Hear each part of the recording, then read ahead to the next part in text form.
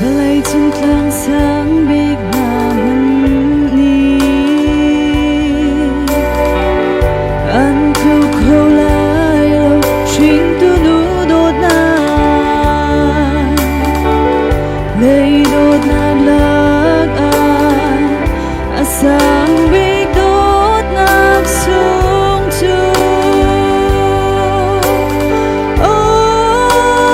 chuyến tu cần nu đốt na cần nu na đốt na khoai ti du băng mê mùa là ca in chim tóc xì lối cần nu cần biết trong dính và thiên nhiên lấy là vật cho cho em bé câu xe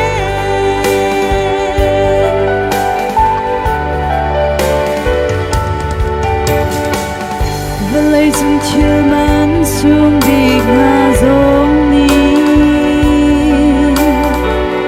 ăn thuốc khâu lại lâu chuyến tu cần nu đốt na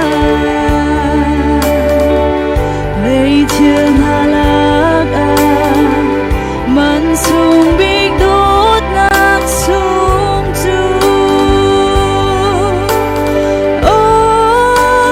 chuyến tu cần nu đốt na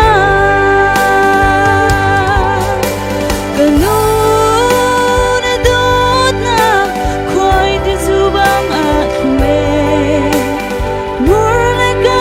in chim tóc xì lâu cần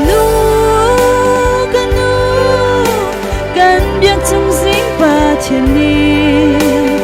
lấy là vật thật cho em bé câu xe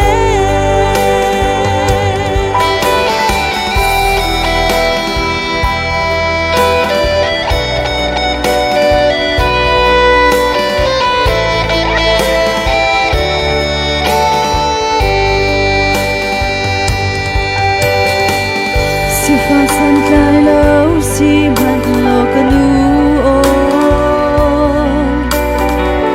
na do big na rum big go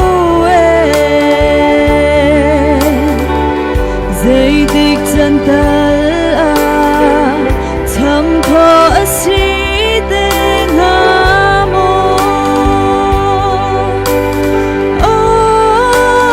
chuyến tu cần nu đốt na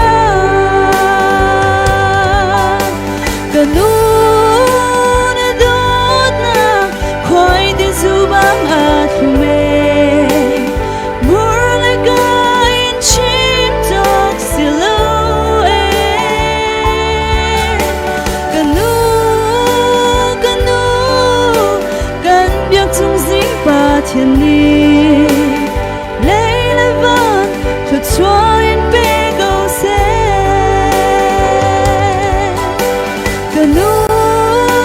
na đốt na khoai ti du băng mê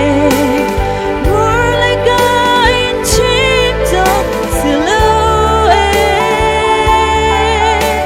cần biết trong dính và thiên nhiên lấy là vật thật cho em bé câu xe cần biết